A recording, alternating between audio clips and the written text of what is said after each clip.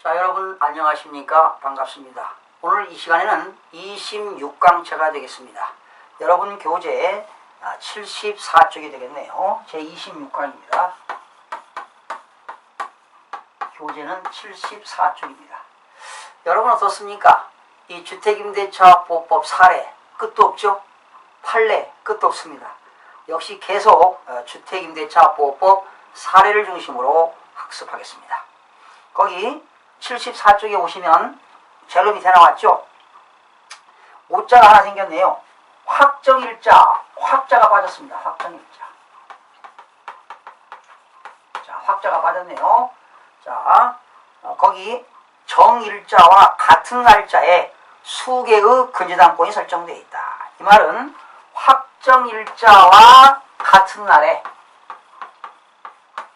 수개, 여러 개의 근저당권이 설정되어 있다 이 말이죠. 참 이런 일도 흔하지는 않은데, 그죠? 자, 이런 내용일 때입니다. 자, 그림을 그려보겠습니다. 자, 집주인이 소유권 이전했죠?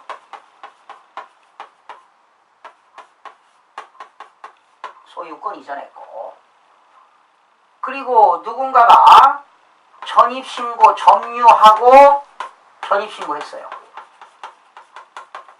전입신고를 만약에 2014년 좋아요 8월 10일 날 했다. 그런데 이 사람은 확정일자를 2014년 8월 11일 날 확정일자를 받았습니다. 그래도 이 사람은 8월 11일 날 확정일자를 받았으니까 우선 변제권 효력이 있습니다. 그런데 만약에 8월 12일 날 근저당권이 설정되어 있었다면 이거는 선순위 임차인입니다. 그렇죠? 그런데 지난 시간 이런 거 공부하셨어요. 만약에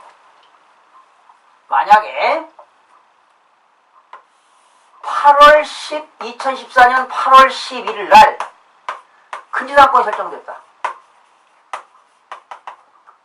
확정일자와 근저당권이 동일하다 그러면 어떻게 된다고 그랬어요? 동순위가 된다고 했어. 그쵸? 이런 거 공부하셨어요. 그래서 평균 안분 배당을 해간다. 채권 금액에 따라서 평균 배당을 받아간다. 안분 배당이 되는데, 만약에 이날 2014년 8월 11일 또 2014년 8월 11일 근저당권이 또 있습니다.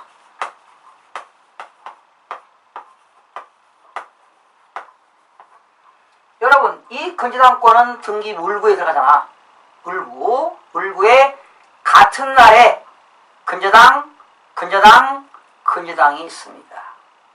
그러니까 선순위 임차인이 확정일자를 받았는데, 그러니까 전입신고는 8월 10일 날 하고 확정일자는 8월 11일 날 했는데 그날 근저당권자가 3명이나 있다는 거예요. 자, 확정일자와 같은 날짜에 수개의 근저당권이 설정되어 있다.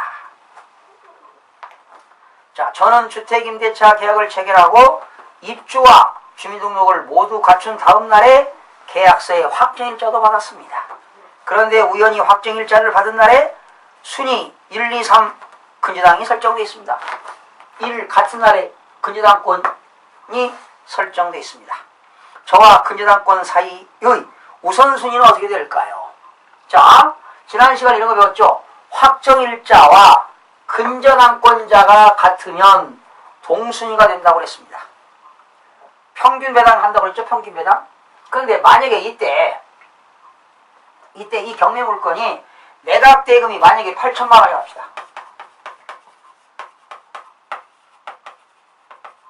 매각 대금이 집행비용 빼고 8천만 원 가지고 배당을 한다고 한번 가정을 해보자고요. 근데 이때 선순위 임차인은, 이 확정일자 받은 임차인은 보증금이 4천이고 1번 근저당권 2천만 원, 2번 근저당권 2천만 원, 3번 근저당권도 2천만 원이라고 한번 해보자고요. 갑, 을, 병. 근저당권이 3명인데 갑, 을, 병. 이럴 때는 동순위로서 평균 배당을 받는다고 그랬죠. 자, 그러면 매각대금 8천만 원 가지고 계산해 보겠습니다. 먼저 임차인. 임차인은 얼마를 배당받아 갈까요? 8천만 원 곱하기 안분 배당하니까 4천, 2천, 2천, 2천이니까 얼마입니까? 1억 분의 6천만 원입니다. 결과적으로 10분의 6이 되겠죠? 그러면 임차인들을 얼마 받아가느냐? 얼마입니까? 아니다. 이거 4천이죠? 죄송합니다. 4천. 1억 분의 임차인이 4천이니까 10분의 4가 되겠네요. 그렇죠? 임차인 8천만 원 곱하기 1억 분의 4천이니까 10분의 4니까 얼마? 임차인은 3,200만 원을 받아갑니다. 그리고 갑의 근저당과 을의 근저당과 병의 근저당권자는 자, 근저당권자 1번 근저당권자, 2번 근저당권자, 3번 근저당권자가 있는데 똑같죠? 8천만 원 곱하기 1억 분의 2천. 그러면 10분의 2씩 가져가잖아요. 그럼 얼마입니까? 1600인가요? 1600. 그러면 1번 근저당권자도 2천만 원 중에서 1600만 원 가져갑니다. 얘도 1600. 얘도 1600. 그런데 자, 안분 배당했습니다. 1번 근저당권자, 2번 근저당권자, 3번 근저당권자는 8천만 원 곱하기 1억 분의 2천이니까 약분하니까 10분의 2니까 평균 배당이 1600만 원씩 받아가면 되는 거예요. 그런데 문제가 있어요. 같은 근저당권이라 하더라도 아마 같은 날짜지만 접수번호가 얘가 더 빠릅니다. 그렇죠? 1번 근저당권, 2번 근저당권, 3번 근저당권인데 이 마지막 근저당권자는 1600을 다 못 가져가고 3번 근저당권자가 받아가야 할 1600만 원 중에서 1번 근저당권자가 원래는 얼마를 받아야 되는데 2천만 원 받아가야 되는데 1600만 원밖에 못 받아가니까 여기서 400만 원을 더 받아갑니다. 1번 근저당권자가. 그리고 그러면 얘는 2천 다 받아가고 그 다음에 2번 근저당권자도 원래는 2천만 원 받아가야 되는데 1600이니까 3번 근저당권자가 1600 중에서 얘한테 400을 플러스 해줍니다. 흡수배당 한다는 거죠. 그러면 얘도 얼마 받아갑니까? 2천. 얘도 2천. 그러면 얘가 3번 근저당권자가 1600 받아가야 될 것 중에서 400, 400이니까 800을 빼는 거죠. 그러면 3번 근저당권 얼마를 받아간다? 800만 원 받아가게 되는 겁니다. 이런 내용들이 나오는 건데 자, 한번 볼까요? 자, 1번, 2번, 3번 근저당권이 설정되었습니다. 근저당권들 사이에 우선순위가 어떻게 되는지요? 자, 오른쪽 보세요. 75쪽. 먼저 임차인의 임대보증금액과 각 근저당권자의 피담보채권액에 비례하여 평등 배당을 하고 근저당권자가 상호간에는 선순위 근저당권자가 그 채권액을 만족받을 때까지 이 선순위 근저당권자가 자기 받을 채권액은 2천만 원인데 안분 배당하니까 1600만 원밖에 받아가지 못합니다. 그래서 근저당권자의 피담보채권액에 비례하여 평등 배당을 하는데 선순위 근저당권자가 채권을 만족받을 때까지 후순위 근저당권자의 배당액, 후순위 근저당권자의 배당액을 선순위 근저당권자가 가져가게 됩니다. 예컨대 매각대금이 8천만 원이고 임차인 보증금이 4천만 원, 근저당권자들이 각각 2천만 원이라고 각각 2천만 원이라고 한다면 임차인은 8천만 원 곱하기 1억 분의 4천 10분의 4니까 3,200을 배당받고 근저당권자들 배당액은 8천만원 곱하기 1억분의 2천이니까 10분의 2니까 거기 나왔죠. 1,600만원이 배당이 되지만 실제로는 1순위권자와 2순위권자 배당액은 얼마? 2천씩 받아갑니다. 얘가 받아갈 건에서 1순위와 2순위를 다 주니까 얘가 400 추가로 받고 얘도 400을 추가로 받게 되는 거지요. 그래서 거기 나왔죠. 3순위 근저당권자는 1600에서 400 빼고 400 빼니까 결과적으로 얼마? 800만원을 배당받게 됩니다. 그 이유는 근저당권자가 상호간에는 우선순위가 분명히 정해지나 임차인의 대항요건과 확정일자를 모두 갖춘 최종 시점과 근저당권 설정 등기를 격려한 시점에 선호를 정하는 것은 불가능하기 때문이다. 그렇죠? 이렇게 여러분 확정일자와 근저당권자가 같은 날이면 뭐라고 그랬어요? 동순이라고 했어요. 그래서 평등 배당을 받아가는데 만약에 근저당권자가 혼자였다면 평등 배당인데 근저당권자가 3명일 때 후순위 근저당권자가 받아야 할 배당을 선순위가 받아야 할 사람들에게 뭐합니까? 배당액을 가져간다. 후순위 근저당권자의 배당액을 선순위 근저당권자가 가져가게 된다. 흡수하게 된다는 것이죠. 다 흡수하는 건 아니고 자기가 받을 것만 가져간다는 거죠. 얼마입니까? 근저당권자가 2천만원만큼 받아간다. 그런데 평등 배당하니까 1,600이잖아요. 그래서 3순위가 받아야 할 배당금 400만원을 가져간다는 거다. 그래서 3순위 근저당권자는 배당이 얼마가 된다? 800만원이 된다는 거. 차분히 한번 읽어보시면서 학습해 보시기 바랍니다. 자, 이렇게 해서 이렇게 확정일자와 근저당권이 같은데 아까 그런 거 했었잖아요. 평등 배당인데 근저당권자가 이렇게 3명일 때 한번 해봤습니다. 특별한 경우죠. 그 다음에 75쪽으로 넘어갑니다. 근저당권자의 우선화는 확정일자부 임차인이 여러 명 있어요. 자, 이거는 또 다른 스타일이죠. 확정일자부 임차인이 여러 명 있는 상태에서 근저당권이 설정됐어요. 그럼 어떻게 될까요? 말소 기준은 근저당이니까 선순위 임차인들 우선 변제권이 있는 사람들이 그렇죠? 우선 변제권 효력이 먼저 발생하는 순서에 따라서 배당을 하게 된다. 이렇게 하시면 되겠습니다. 자, 그림 안 그려도 되겠죠? 제가 임차하여 거주하는 주택에는 임차인이 여러 명 있어요. 임차인은 모두 입주도 하고 전입신고도 하고 확정일자도 모두 갖췄어요. 임차인들이. 그런데 대항요건과 확정일자를 갖춘 최종 시점이 근저당권보다 우선한다는 겁니다. 은행에서 근저당권 설정한 것보다 우선합니다. 임차인 간 우선순위는 어떻게 되는지요? 당연하지. 임차인별로 우선변제권 효력은 임차인이 언제 전입했고 언제 확정일자를 받았느냐. 우선변제권 효력은 대항력과 그 전입신고 대항요건과 확정일자 중 뭡니까?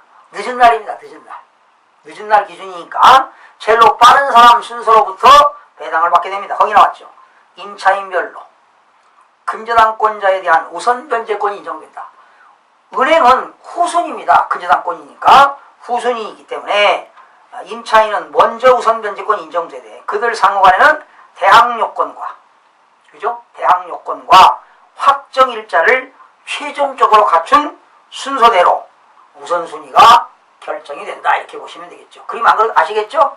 그러니까 여기 임차인, 선순위 임차인, 선순위 임차인, 선순위 임차인 여러 명 있다는 거예요. 그런데 은행에서 근저당권을 설정했다면 이게 말소기준 거리니까 선순위 임차인 우선변제권 효력이 있는 사람부터 배당을 받아가게 된다. 이렇게 하시면 되겠네요. 그 다음에 75쪽에 상환 이행 판결을 받은 확정일자부 임차인이 임차인이 말이죠. 확정일자고 임차인이니까 대항요건과 확정일자까지 받은 임차인이죠. 그런데 이 사람이 경매 신청을 하는 경우에 우선 변제권 존부 나와 있습니다. 자, 지금 임차인은 대항요건도 갖추고 확정일자도 받았어요.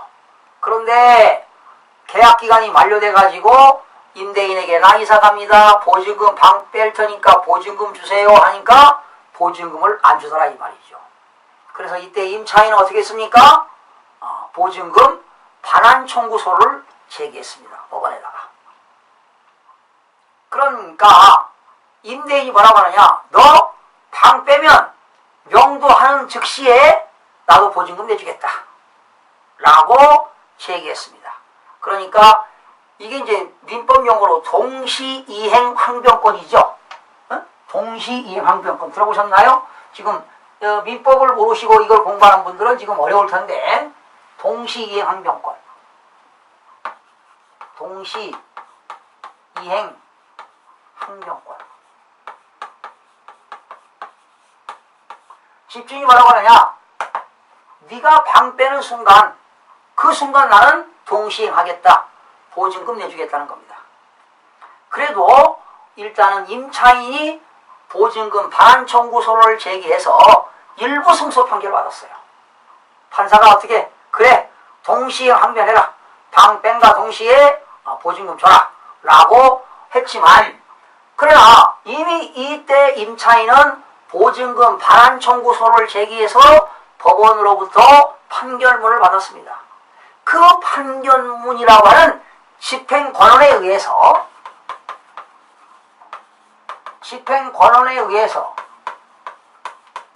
판결문 등 집행권원에 의해서 경매를 신청하는 게 무슨 경매지요? 강제경매다 그러죠. 그러면 임차인은 보증금 반환 청구서를 제기해서 법원으로부터 일부 승소 판결 받은 거 가지고 경매 신청을 할 수가 있습니다. 그럼 어떻게 될까요? 배당금 받겠죠. 자, 그런 내용입니다. 제가 주택을 임차하여 입주와 전입신고를 모두 마친 후 확정일자도 받고 거주하다가 임대기간이 끝나자 임대인을 상대로 보증금 반환 청구서를 제기하였으나 임대인이 임차주택의 명도와 비면 즉시 상환하겠다는 변제하겠다는 동시이행 항변을 하여 상환이행의 일부 승소 판결을 받았습니다. 이제 이 임차인은 법원으로부터 받은 판결문을 가지고 집행권원을 가지고 강제경매를 신청하려고 하는데 경매 절차에서도 제가 우선 변제권을 행사할 수 있는지요? 당연히 행사할 수 있죠. 그렇죠? 보증금 반환 청구서를 제기해서 일부 승소 판결을 받았습니다. 이걸로 강제 집행할 수 있다는 겁니다. 먼저 우선 변제받을 수 있다는 거지요. 왜냐하면 종전과 달리 임차인이 임차주택에 대하여 보증금 반환 청구서의 확정 판결 그 밖에 이에 준하는 집행권원에 기한 경매를 신청하는 경우에는 그죠? 반대 후 이행의 제공을 증명하는 서면을 제출할 필요가 없습니다. 그렇습니다. 그러니까 이때 임차인은 경매 개시 결정을 할 수가 있습니다. 법원은. 임차인은 그러면 경매 개시 결정이 되게 되면 강제 집행을 신청해서 그렇게 돼서 만약에 경매가 진행됐다면 임차인은 배당금을 수령할 수가 있게 되는 거지요. 그런데 중요한 게 있습니다. 명도 확인서를 제출해야 됩니다. 그렇죠? 명도 확인서. 명도 확인서가 여러분 또 뒤에 있는데요. 한번 보실까요?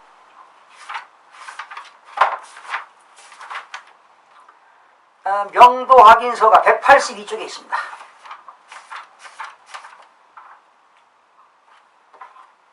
명도 확인서.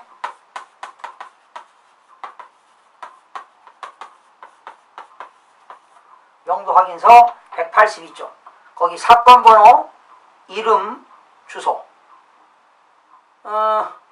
이 사건에서 임차인은 위 임차인이죠. 이름, 주소 임차인입니다.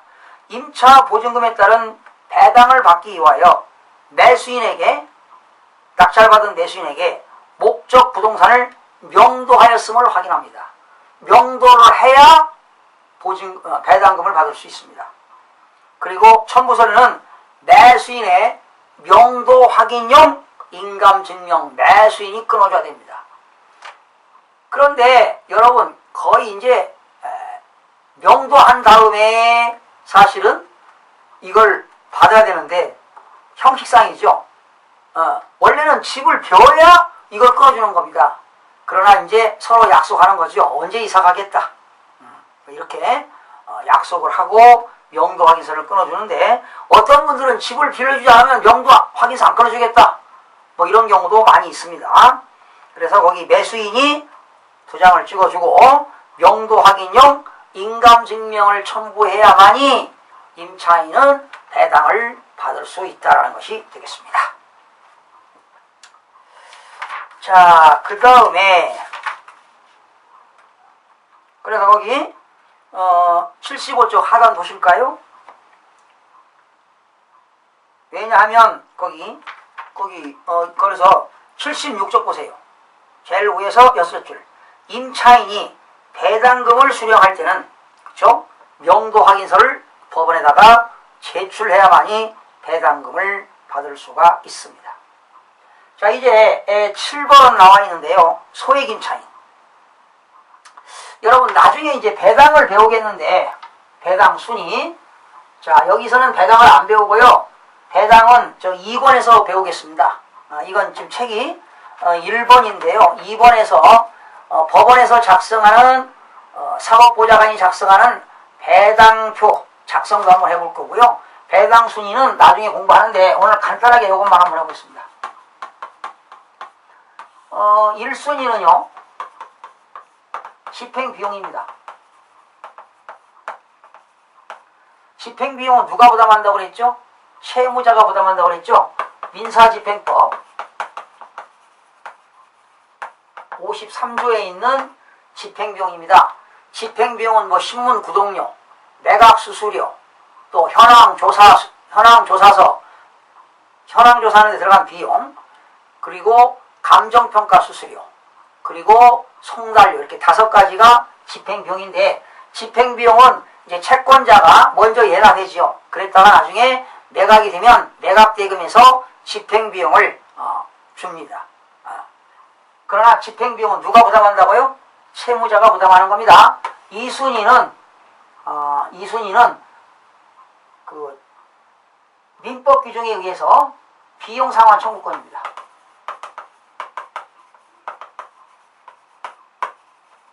민법 이게 367조인데 제3취득자가 필요비라든가 유익비, 그러니까 전세권자라든가 임차권자가 세입자가 들어간 필요비라든가 유익비, 그 건물을 보존 관리하는 데 들어간 비용 같은 것을 청구할 수 있다는 겁니다. 그 다음에 3순위가 뭐냐면, 3순위가 주택임대차보호법에 의해서 주택임대차보호법이나 상가건물 임대차보호법에 의해서 소액임차인들의 최우선 변제를 받아가는 금액입니다. 이것이 주택임대차보호법이나 상가건물 임대차보호법에 의해서 최우선 변제 금액이 됩니다. 3순위. 그리고 근로기준법 38조 규정에 의해서 3개월분 임금입니다. 근로기준법에 의해서 3개월분 임금. 나중에 공부합니다. 그냥 오늘 간단하게 하겠습니다. 4순위는 뭐냐? 4순위는 당해세에 들어갑니다. 세금. 여기는 국세도 있고 지방세도 있는데, 국세에는 뭐가 있느냐? 뭐 종합부동산세라든가 또 상속세라든가 증여세, 지방세는 재산세라든가 자동차세, 이런 것들이 되겠고요. 5순위까지만 하겠어요. 5순위, 6순위, 7순위, 8순위, 9순위가 있는데 5순위는 근저당권입니다. 근저당권. 근저당권 그리고 전세권 등. 그러니까 은행에서 근저당을 잡고 했을 때는 지금 몇 순위에 들어갑니까? 여기서 5순위에 들어갑니다. 그죠? 당해세보다 뒤에 들어갑니다. 당해세. 당해세, 국세와 지방세인 당해세는 종합부동산세, 상속세, 증여세인 당해세는 4순위고 근저당권이라든가 전세권, 담보물권, 전세권은 용익물권이잖아요. 이런 물건들은 5순위가 되는 겁니다. 나중에 해당 순위 공부하는데요. 오늘 이 소액임차인들 있잖아요. 소액임차인들은 3순위에 들어간다는 것 정도 기억하시기 바랍니다. 집행비용 다음에 뭐가 들어간다? 비용상환 청구권, 제3취득자의 비용상환 청구권, 그리고 4순위가 당해세인데 오늘 소액임차인들은 3순위라는 것만 기억하시면 되겠네요. 자, 소액임차인 거기 볼까요? 소액임차인은요, 선순위 담보권자보다 우선하여 주택 임차 매각대금, 주택의 매각대금이 얼마? 2분의 1 한도 내에서 공부하셨죠? 주택 매각대금의 2분의 1 한도 내에서 최우선 변제를 해주도록 되어 있습니다.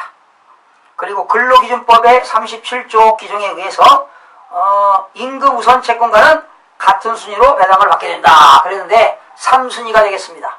근로기준법에 의하여 3순위, 3개월분 임금도 3순위가 된다는 걸 기억하시면 되겠고요. 소액임차인에 대한 규정과 여러분 주택임대차보호법은 81년 3월 5일날 제정됐는데요.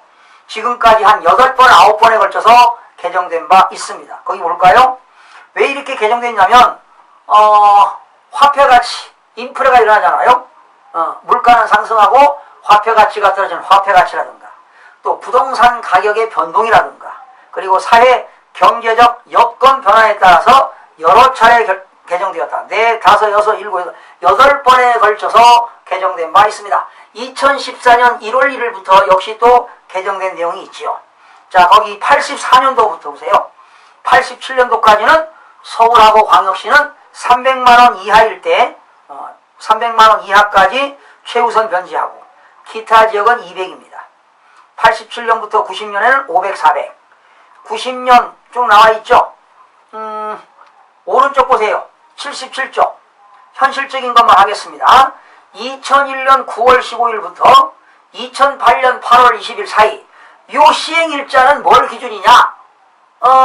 근저당권 기준입니다. 근저당권. 말소기준 권리기준이에요. 거기다 쓰세요. 시행일자는 무슨 기준이라고요? 시행일자는 말소기준 권리다 이 말이에요. 말소기준 권리. 거기 시행일자에다가 쓰세요. 시행일자는 말소기준 권리기준이다 이렇게. 말소기준 권리가 된다 이렇게 하시면 되겠습니다. 그래서 여러분 77쪽을 보실까요? 여러분 77쪽 오른쪽 제일 위에 보니까 2001년 9월 15일부터 2008년 8월 20일 사이 지금 경매물건 지금 나오는 것이 이때 그 집주인이 근저당 설정한 게 나올 경우도 있어요.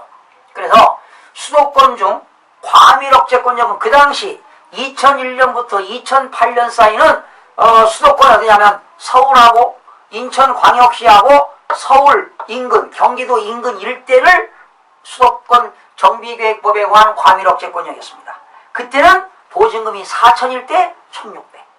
옆에 보니까 광역시는 보증금이 3,500일 때 1,400. 그리고 광역시도 아닌 그 밖에 그 지역의 지역은 3,000일 때 1,200이었고요. 그랬다가 2008년 8월 21일부터 2010년 7월 25일 사이에 그 아파트가 주택이 근저당권이 설정되어 있을 때는 보증금이 6천만 원일 때 2천만 원까지 선순위 근저당권보다 우선 변제한다는 겁니다. 여러분 근저당권은 몇 순위였어요? 5순위였잖아요.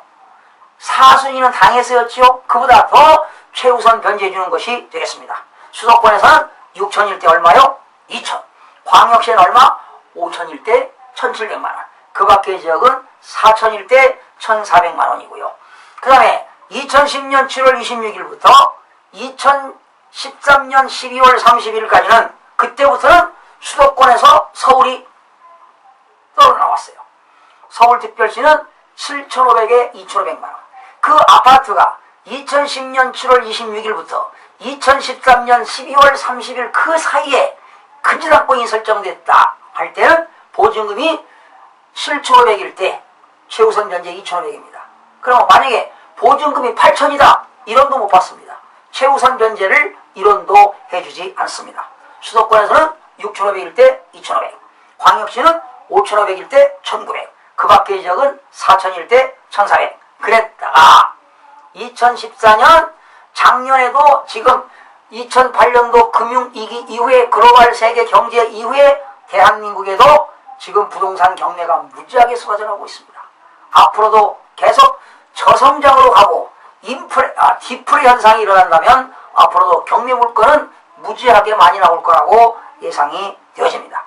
그 다음에 2014년 1월 1일 이후에 근저당권이 설정되어 있다면 보증금이 9,500만원일 때 3,200, 그리고 과밀억제권역에서는 8,000일 때 2,700만원, 그리고 광역시는 6,000만원일 때 2,000만원, 그리고 그 밖의 지역은 4,500일 때 얼마입니까? 1,500입니다. 그러면 예를 들어서 하나를 소개하도록 하겠습니다. 보시죠. 누군가가 소유권을 이전했습니다. 소유권을 이전했고 이 집주인이 근저당권을 언제 설정했느냐? 근저당권을 2008년 6월 3일 날 했습니다. 그리고 여기는 임차인이 있었어요. 임차인은 근저당권 이후의 임차인이니까 후순위 임차인이 되겠습니다. 이때 임차인은 2009년 6월 5일 날 전입신고하고 확정일자까지 받았으니까 최우선 변제를 받을 수 있겠죠. 그러면 이때 2008년 6월이니까 언제가 될까요? 2008년 6월이면 언제입니까? 2001년 9월 15일부터 2008년 8월 20일입니다. 2008년 8월 20일 요 사이잖아요. 그쵸? 2008년 6월 3일이 근저당이니까 그 시행일자가 2001년 9월 15일부터 2008년 8월 20일 사이에 있을 때 이때 보증금이 얼마냐? 보증금이 6천만원일 때, 보증금이 5천만원일 때, 보증금이 4천만원일 때, 보증금이 3,500만원일 때 한번 해보겠습니다. 이것이 과밀억제권역이라고 가정 한번 해봅시다. 거기 보세요, 여러분. 77쪽에 과밀억제권역일 때 얼마일 때 얼마입니까? 4천만원일 때 1,600이잖아요. 4천만원일 때 1,600만원이기 때문에 이 보증금이 6천만원인 사람은 1원도 못 받습니다. 그렇죠? 보증금이 5천만원인 사람도 1원도 못 받습니다. 그리고 보증금이 4천만원이니까 얼마? 1,600 최우선 변제 받는 거죠. 보증금이 3,500일 때도 최우선 변제 얼마? 1,600만원을 받을 수가 있다는 내용이 되겠습니다. 이렇게 해서 이 근저당권이 언제 설정했느냐에 따라서 말소 기준이 언제느냐에 따라서 임차인들이 최우선 변제 금액이 달라진다는 겁니다. 지금 2014년 1월 1일 이후에 9,500만원일 때 3,200이라니까 임차인이 2014년도에 뭐 8월 달에 임차했다. 그렇다고 해서 보증금 9,500만원일 때 3,200을 받느냐? 그렇지 않습니다. 요거 기준입니다. 2008년 6월 3일 기준이니까 2008년 8월 20일까지는 과밀억제권역에서 그 당시 4,000일 때 1,600만원까지만 최우선 변제 받으니까 이렇게 보증금이 현재 9,500이라고 해서 3,200을 받는 것은 절대 아니다. 언제 기준이다? 그 시행일자가 근저당권 기준이라는 것을 꼭 명심하시기 바랍니다. 다음 시간에 계속 이어서 또 학습하는 시간을 갖도록 하겠습니다. 여러분 대단히 수고하셨습니다.